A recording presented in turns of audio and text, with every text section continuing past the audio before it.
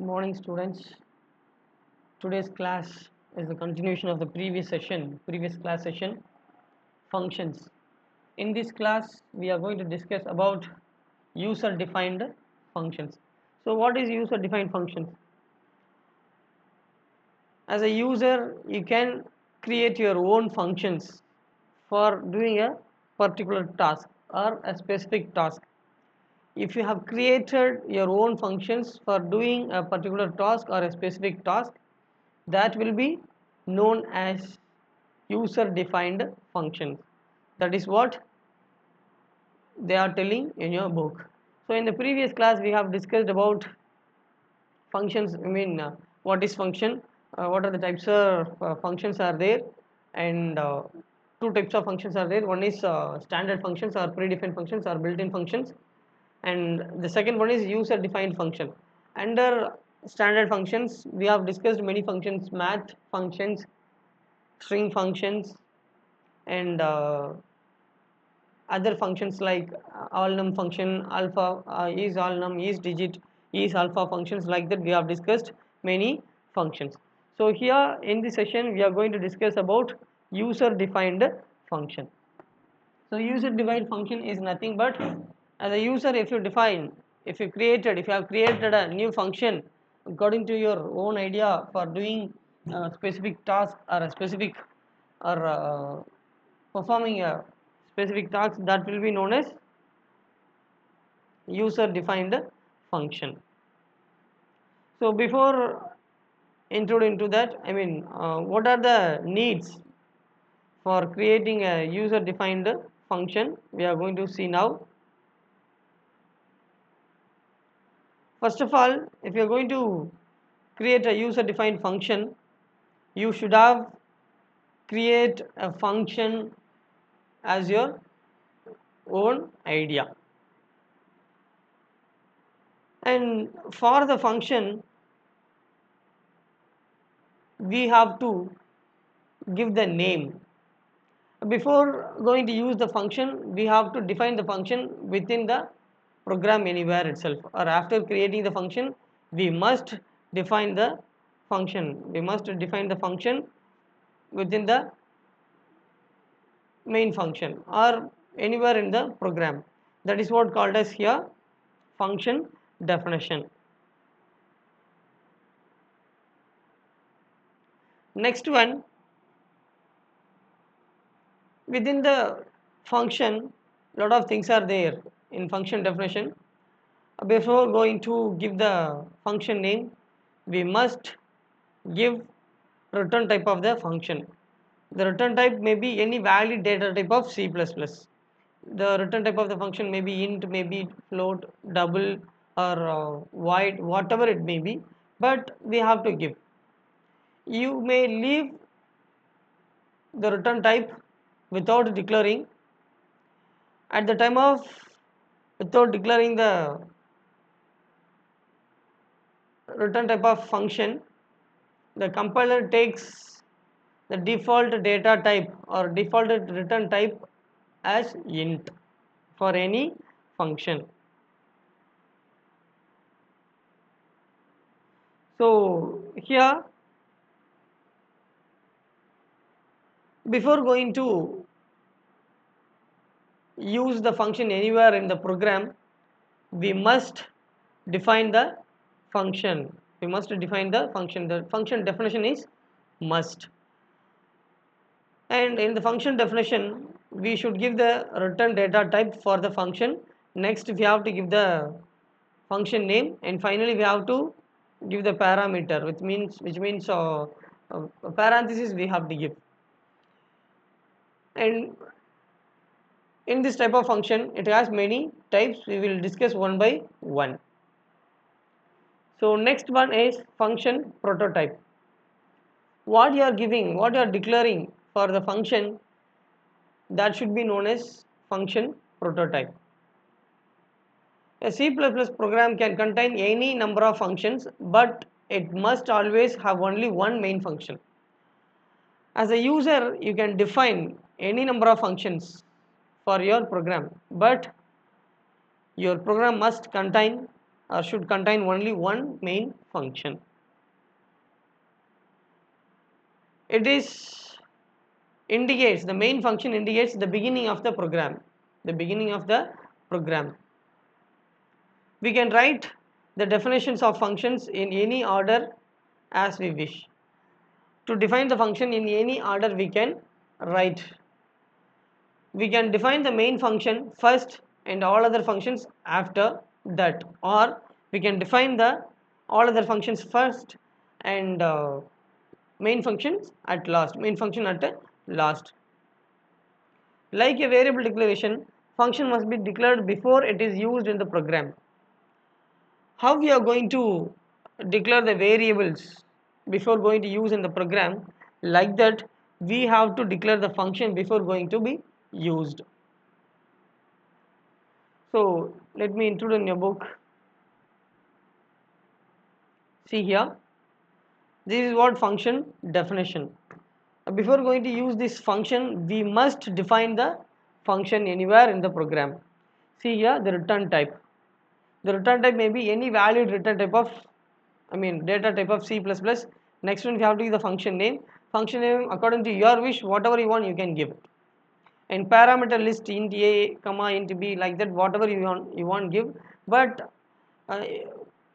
we can leave it as empty parameter also. We can leave it as a empty parameter. And next one, body of the function we have to give here. What should be executed, that should be given here. Within the body of the loop, what are the statements has to be executed, that should be given. Parameter list is optional. Already explained you, the parameter list is optional. If you want to give, you can give it, or else you can leave as empty. And next one is function prototype. I have explained already. So this is what called as function prototype. This one is known as function prototype. This function prototype gives some informations to the compiler. The informations are the return type of the function. So here in this example, the return type is in long, and next one is name of the function. The name of the function is fact, and the parameters. Two parameters they have given. One is int, another one is in double. The first argument is in int and int data type. The second argument is in double data type. So next one, here without declaring return type of the function, we can give at the time of, without giving the return type of any function, the compiler will prefer int data type as the return type of the int data type as the default return type of the function. Suppose if you are giving void here, suppose if you are giving, instead of long, if you are giving void as the return type of any function, what are the uses of void return type? It has two important purposes. The void function or void return type has two important purposes. One is it includes the functions does not return a value. Already I have explained you, if you are using void data type as the return type of your function, you are not able to use return keyword in that particular block, which means it doesn't return anything. The void return type doesn't return anything. And next one, the void command, which is used to declare a generic pointer, which is used to declare a generic pointer.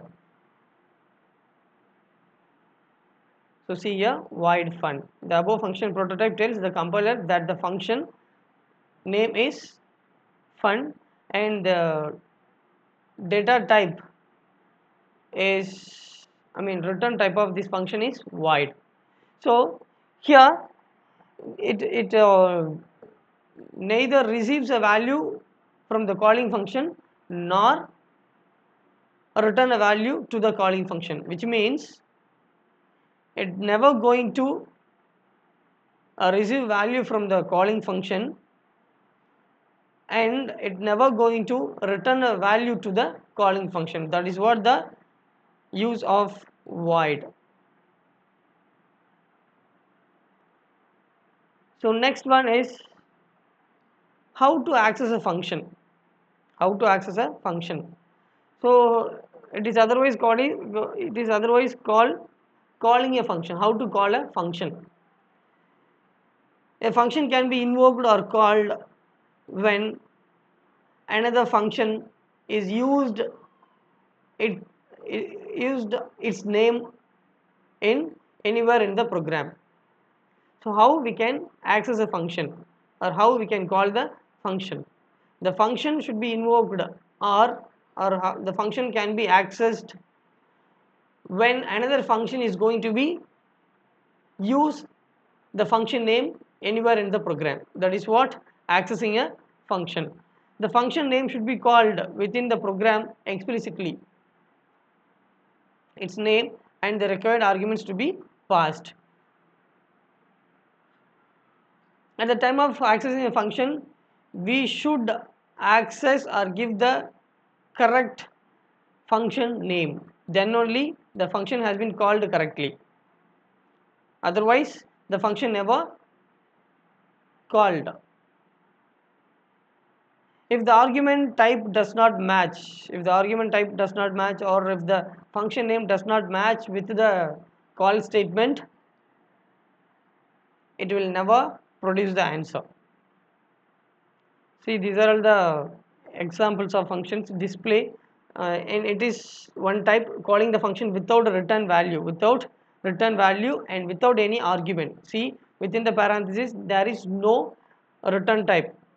For example, int a comma int b, like that, without value, without any argument. The second one, calling a function without a return type with arguments. The third one is calling a function with a return value, with a return value and without any arguments. See here, x is the return value, int x is the return value, and in the parenthesis there is no variable declaration. So this function is without any parameters or without any argument function. Next one is calling the function with return value. X is the return value and display is the display within the parenthesis x comma y are the arguments. So next one is formal and actual parameters or arguments. Formal and actual parameter or arguments. So arguments or parameters are the means to pass values from the calling function to the called function. So here arguments are the parameters are the means we are going to pass values from the calling statement to the called statement. The variables used in the function definition as the parameters are known as formal parameters.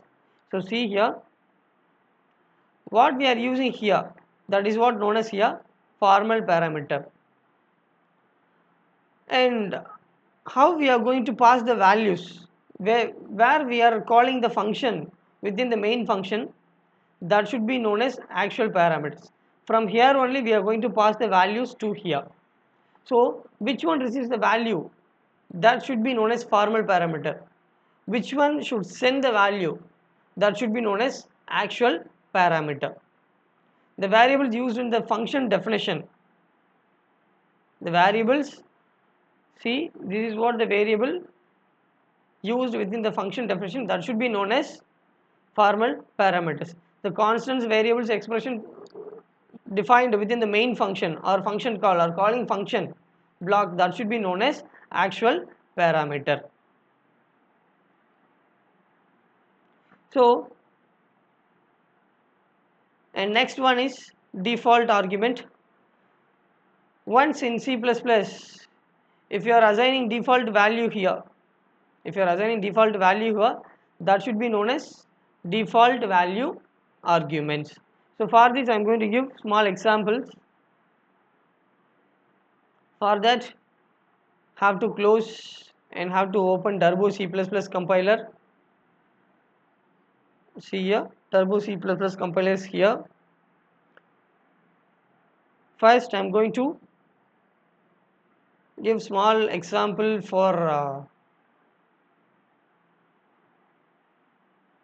function declaration, and here I have to start with hash include io stream.h and hash include conio.h, and here I'm going to declare a function. This function declared as a globalized one.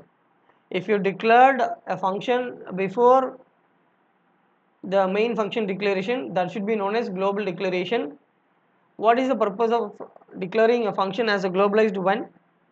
The purpose of declaring a function as a globalized one is we can call the function, we can invoke the function anywhere in the program. That is what the main purpose of declaring a function after the header files. So here I am going to give add int a comma int b, and next one I have to open the program, and here again, because of giving the return type of this function as int, I can use return keyword here, return, return a plus b,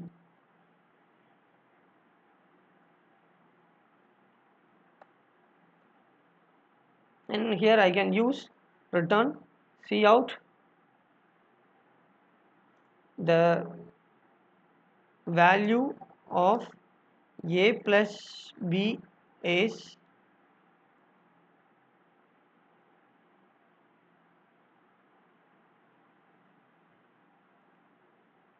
and this should be given here also.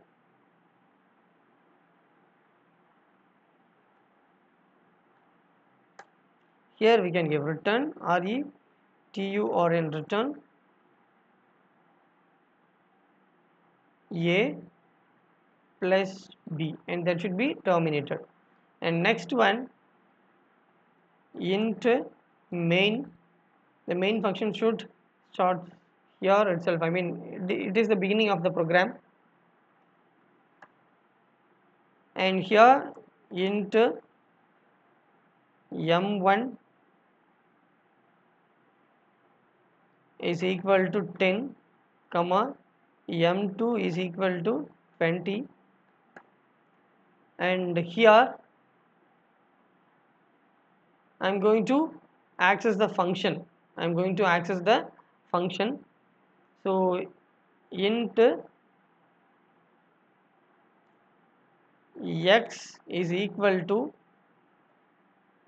add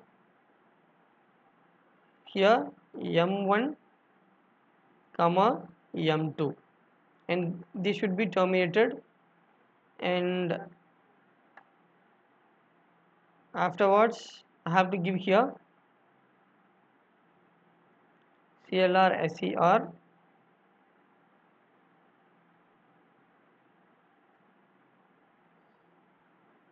and no need to give here, and here cout the values to be passed,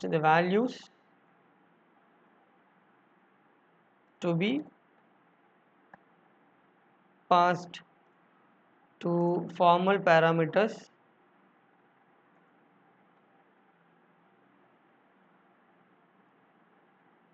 Here I have to call the function to send the values of m1 m2 to a and b. Here I have to use the function add here, add within the bracket I have to pass the values m1 comma m2, and it should be terminated, and here I have to use get ch, and now I have to compile my program. If there is no error, it should run.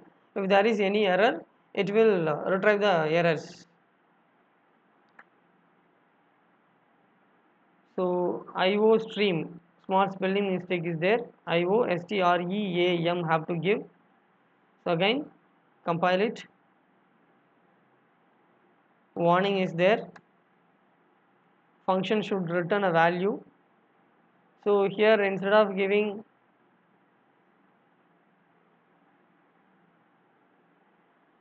int,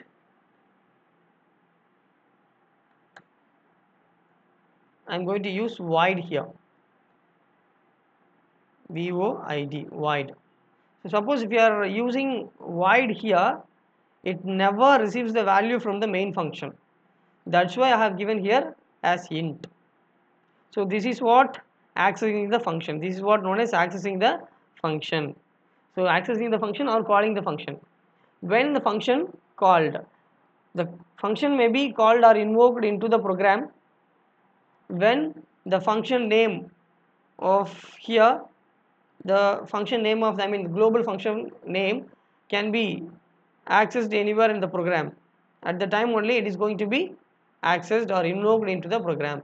So now compile, no warnings and no errors. So there is no error, and I am going to run my program. So the value of a plus b is,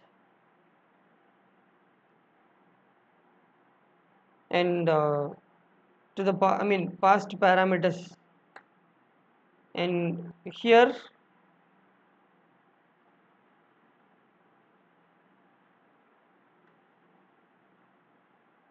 a plus b I am going to give here. So again I am going to run.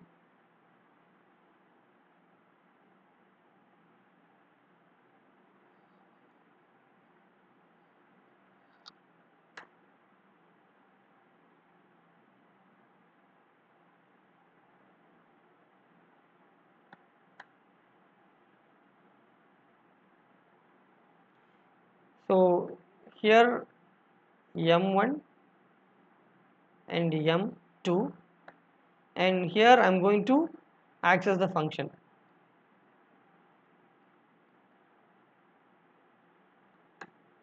add and m1 comma m2. Now it will produce exact, correct result.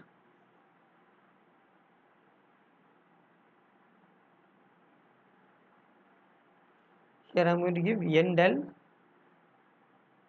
to print the answer in the next line, and now I am going to run my program. After running the program, warning is there. Yes, the values to be passed to formal parameters. The values are 10 and 20. The values of a plus b is 30.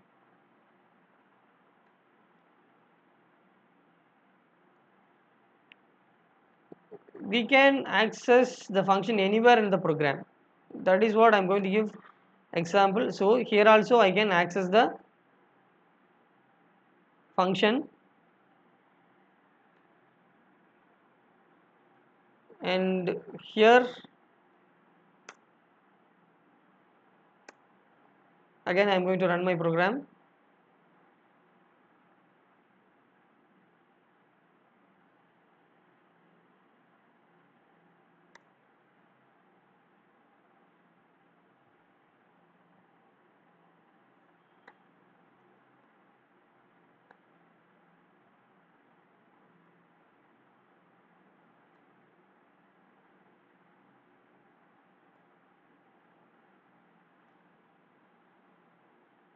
So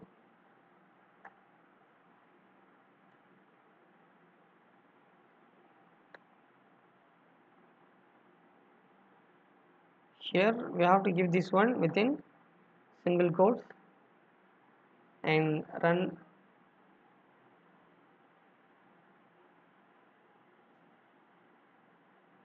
So 10 comma 20. So the value of a plus b.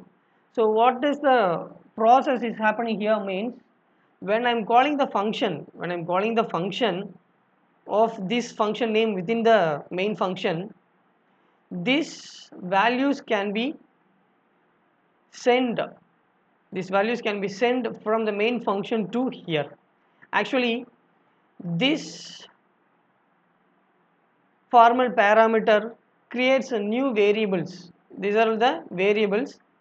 When you write a program like this, the compiler should start its execution from main function alone. When you write a program with globalized function, with global function as well as the main function, the compiler always goes to the main function first, then only it will goes to the global function at last. And this formal parameter creates a new variables to store the values of the arguments passed to it. After receiving the values from the main function, the 10 will be stored by A and 20 will be stored by B. The 10 will be stored by A and 20 will be stored by B. And afterwards it will comes here. Here I have given the values A plus B. Now the value of A is 10, the value of B is 20. Both the values have to be added and should be retrieved. Or I can give it in any method. So see here I can give int C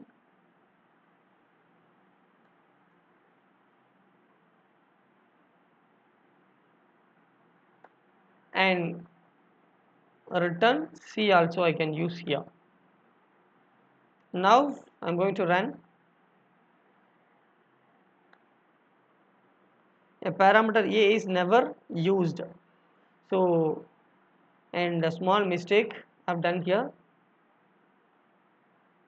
Here C is equal to A plus B, and now it is correct.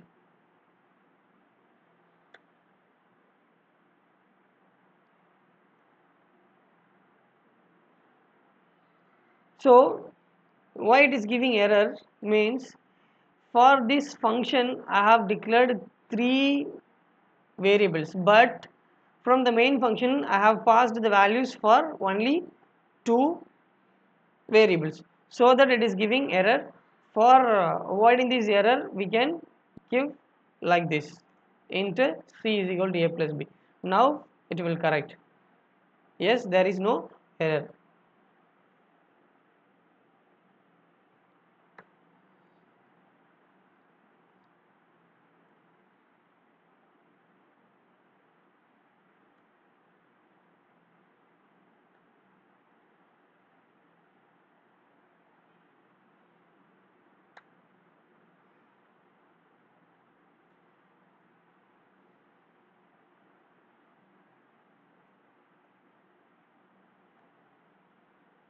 So this is how we have to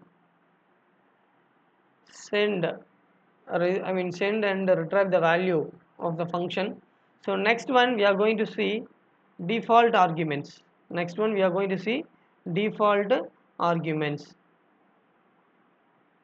So default argument, it is nothing. If you are declaring values here, that should be known as default argument. If you are declaring values at the declaration of global function, that should be known as default argument. So see here, default argument. So this is correct method, this is valid method of default argument. Suppose if you are giving value for A, that should be invalid, because the compiler always read the function declaration from right to left only. So At the time of reading compiler right to left, we should initialize the value for the second variable only. If you are declaring or if you are initializing the value for the first variable, that should be invalid. But if you are initializing the values, initializing value for the both variables, that should be correct. So what is the use of giving default argument? Means at the time of missing values here, it will takes the default value of this one. So see here, now I am going to run this program.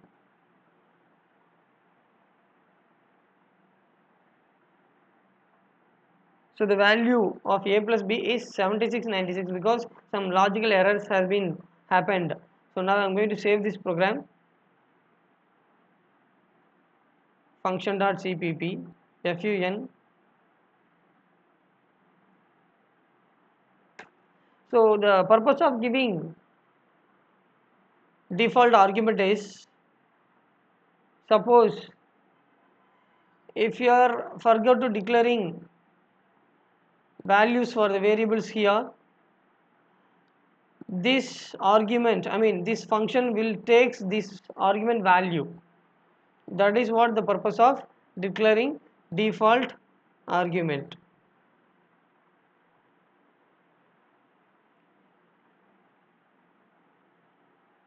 So I'm going to run this. Here give end L.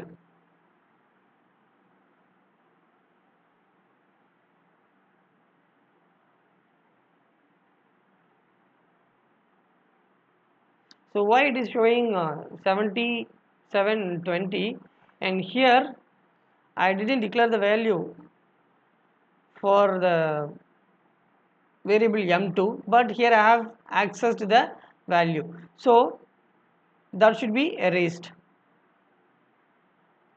Now we can get the exact answer.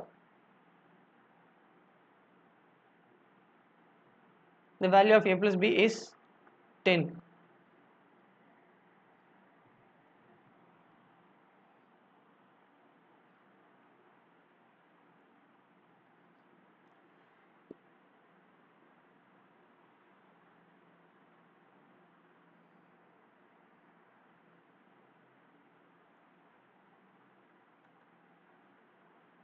So here again I am going to run.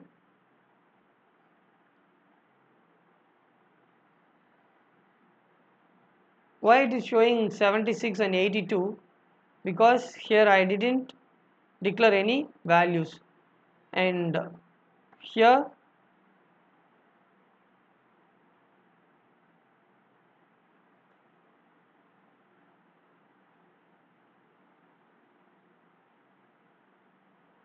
the value of a plus b is 10. So see here I have used default values for both the arguments. I didn't pass any values for this function from the main block, and this is for the examples for default argument. Students, for exam purpose you can write your own program itself. If it is correct, they will give marks. And next one is constant argument. So constant argument, it is nothing but we are going to use the keyword called constant, and the constant keyword makes the variable as stable. You are not able to change the value of the constant variable at the time of execution in your program. So see here we are going to use const.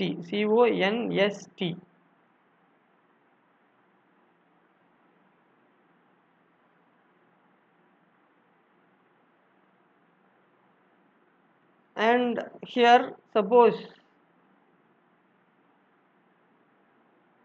and here also if you are going to use const, and here I am going to give the values for m1 and m2, 10 comma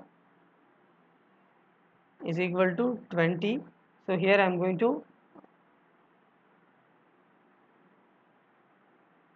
So the values of a plus b is 10 because, but see here m1 comma 2. Again I am going to run it.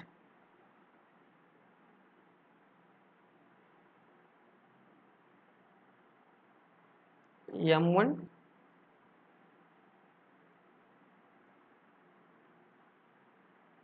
slash T or slash V M2. Here I am passing the values of M1 and M2 to A and B. Let's see what will happen.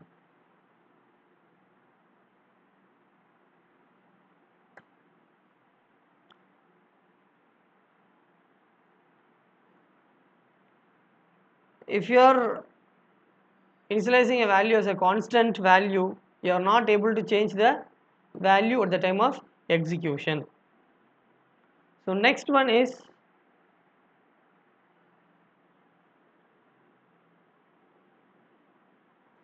methods of calling function. We can call the function into two types. One is called by value, another one is called by address or called by reference.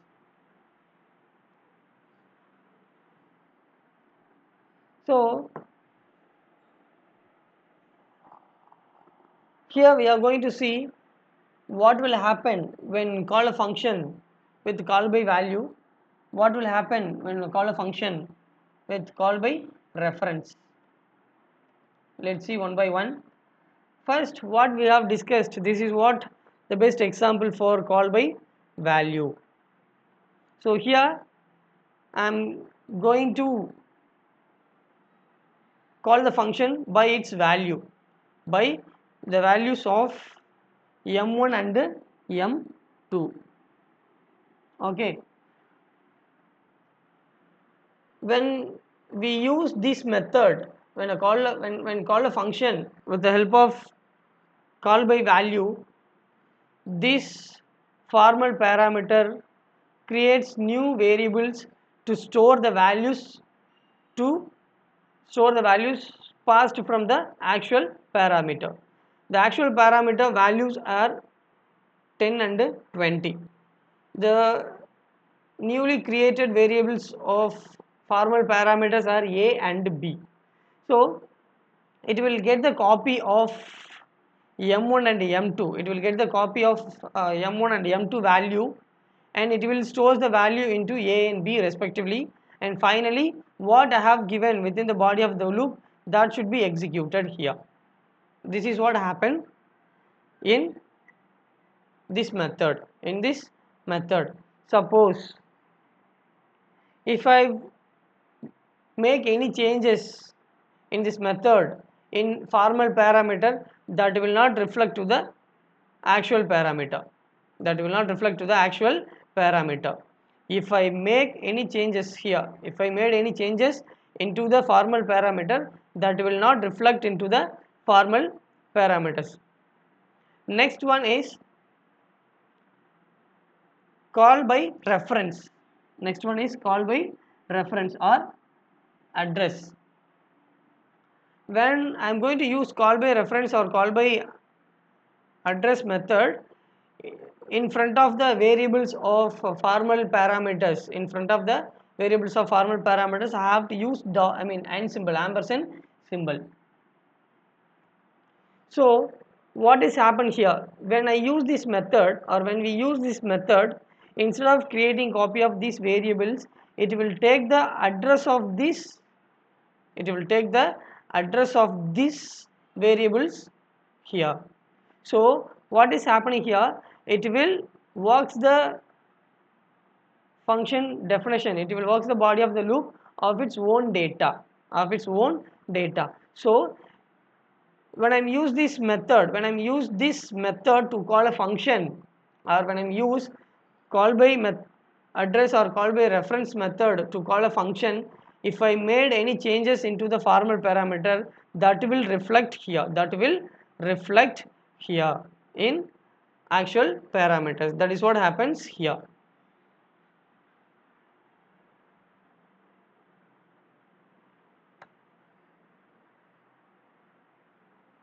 So see here, if I am going to 25, here 25. So see here, when I am going to run this one,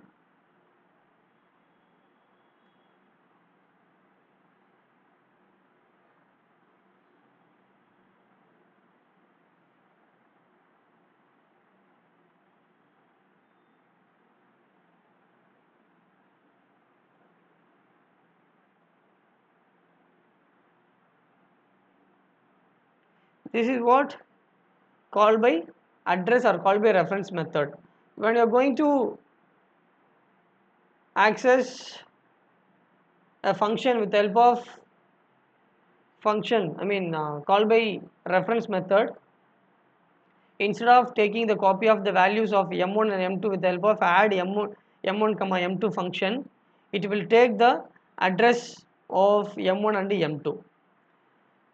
So it will see the it will doing the process of the body of the function on the original data m1 and m2, so that if you are doing any changes here, that will reflect here.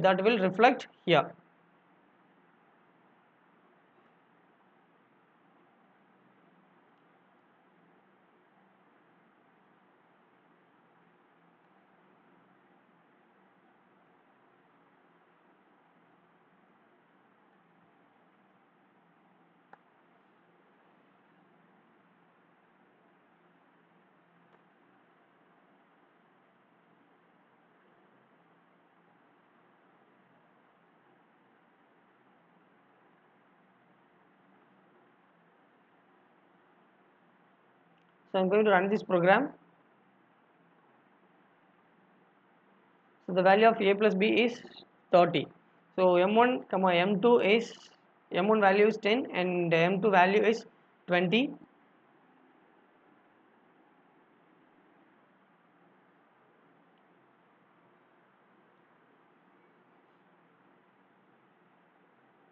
And here I am going to give a star b. Now I am going to run this program. 200. So here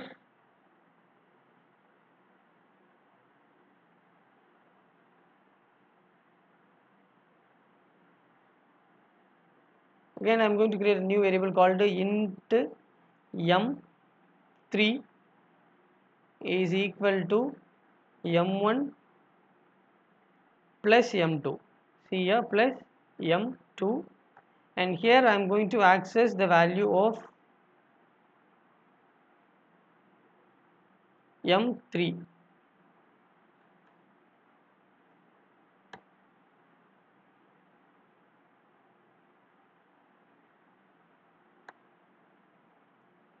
And again here I am going to access the value of m3.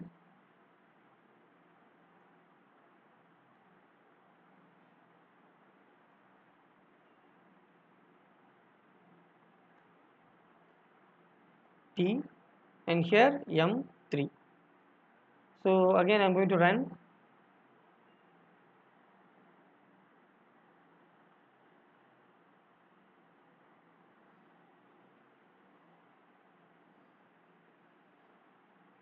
The value of a plus b is 200, and the values to be passed from the formal parameter is m value is 10 and m2 value is 20, and the uh, addition value of m1 and m2 is 30.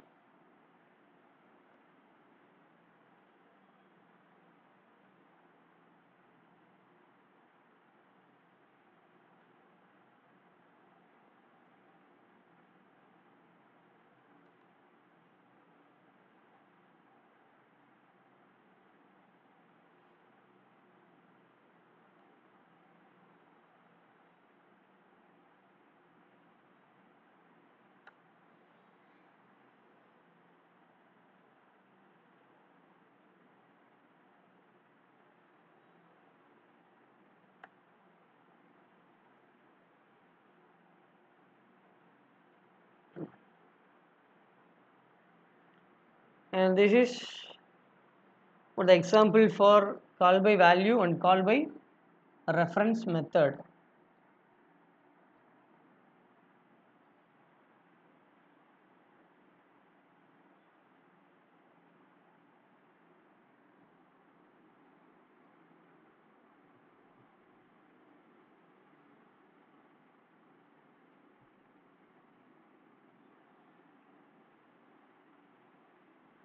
And at the time of declaration here, passing the address of M1 and M2 here, passing the address of M1 and M2 here.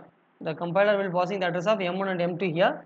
So it will take the whole address of M1 and M2, and because of getting the address of M1 and M2, what are the values stored in M1 and M2, that will also taken by the A and B. So body of the loop, what I have given, body of the function, what I have given here, that should be processed, and it will be retrieved as the output.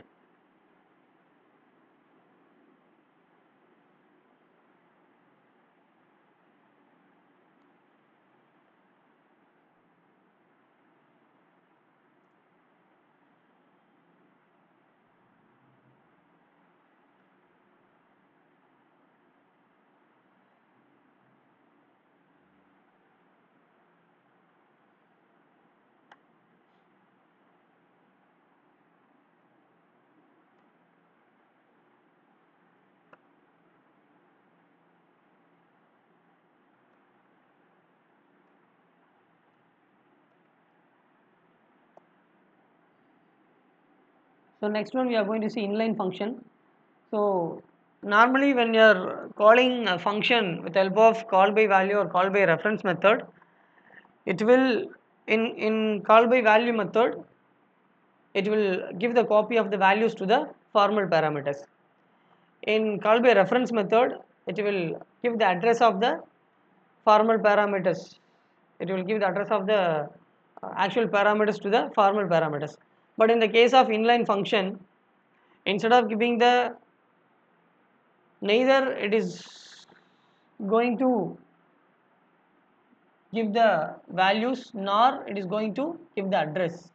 Instead of doing this one, it is going to copy the whole code of main function to the inline function.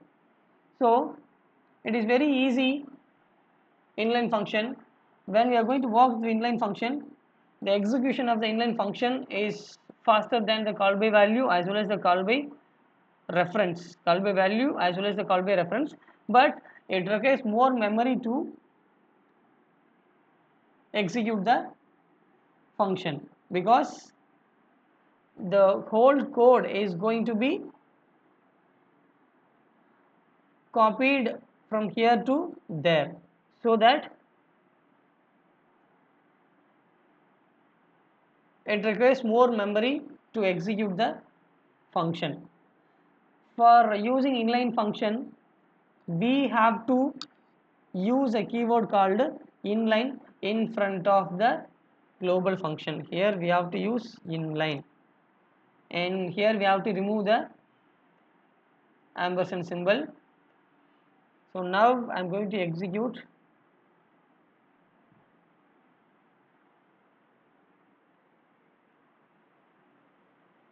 So suddenly we can get the result.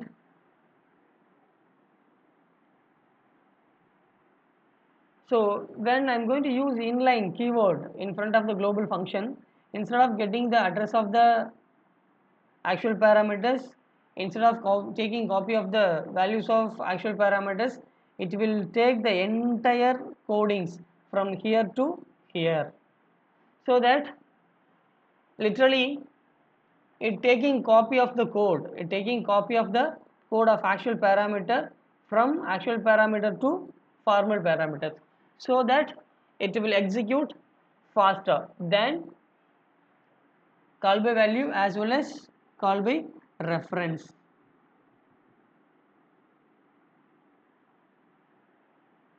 So next one, we are going to In the next class, we are going to discuss different forms of user-defined functions. So, students, I hope you all understand the user-defined function concepts very well.